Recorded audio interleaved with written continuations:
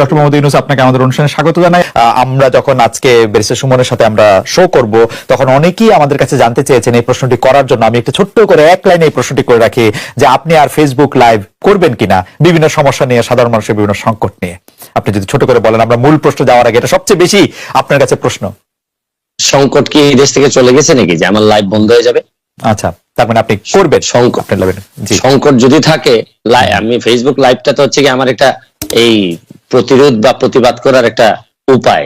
প্রধানমন্ত্রী শেখ হাসিনার সঙ্গে দেখা হওয়া সামনাসামনি, সেটাই আপনার জীবনের সবচেয়ে বড় ঘটনা। আপনি আর শেখ হাসিনা সরকারকে কি সমালোচনা করবেন? আপনি তো শেখ হাসিনা সরকারেরই একজন। আমার সমালোচনা প্রথম শুরু হয়েছিল আমার বাবার বিরুদ্ধে। আচ্ছা, আমার বাবার কার্যক্রম থেকেই প্রথমে আমি সমালোচনা করা শিখি। তো বিষয়টা হচ্ছে গিয়ে যেসব জায়গায় ধরেন আপনারে আমি সাংবাদিক হিসেবে পছন্দ করি, আপনার সাথে আমার 5টা মিনিট সময় কাটানোটা আমিও মনে করি যে এটা প্রায় আমার জন্য একটা প্রিভিলেজ। আই এম অনার্ড যে 5টা মিনিট সময় কাটাতে পারতেছি আমরা। কিন্তু একই সময় কিন্তু আপনার বিভিন্ন বিষয়ে কিন্তু আমি একমত হব না, আবার আপনার বিভিন্ন বিষয়ে কিন্তু আপনার একমত তো হবই না। মানে বিনয়ের সাথে আমি আপনার সাথে চরম ভাবে বিরোধিতা করব। আমি কিন্তু বিষয়টা কিন্তু এরকম যে আমি হয়তো আপনার পক্ষে না, আপনার সাথে একমত না, কিন্তু আপনি যাতে আপনার পক্ষ কথা বলতে পারেন এটার স্বাধীনতা আমি স্বাধীনতা বিশ্বাস করি। সুতরাং এখানে বুঝতে হবে যে জননেত্রী শেখ হাসিনা সরকার প্রধানের সাথে সাথে উনি বঙ্গবন্ধু কন্যা। বঙ্গবন্ধু কন্যা জাতির জনকের কন্যা। উনার সাথে কিন্তু ওনার কয়েকটা আইডেন্টিটি আছে, আপনারা হয়তো অনেকে একসাথে করে ফেলেন।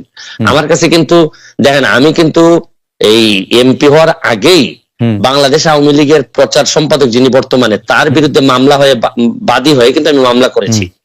সুতরাং আমি আওয়ামী লীগ করি, আওয়ামী লীগকে বঙ্গবন্ধুর আদর্শকে ধারণ করি, বহন করি, কিন্তু যেসব জায়গায় আমার সমালোচনা করার, যেসব জায়গায় আমার প্রতিবাদ করার, এই জায়গায় তো আমি বন্ধ হয়ে নাই বা আমি কখনো আটকে থাকি নাই, বা চেষ্টা করছি, আমি যতটুকু পারছি আমি চেষ্টা করছি।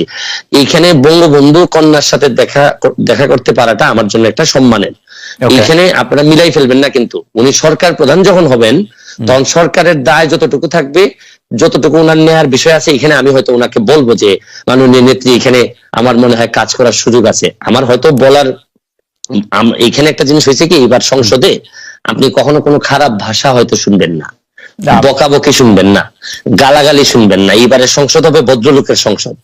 এখানে আপনি দেখবেন, কিন্তু বিরোধিতা কি হবে মানে আপনি মনে করছেন? চরম বিরোধিতা হবে।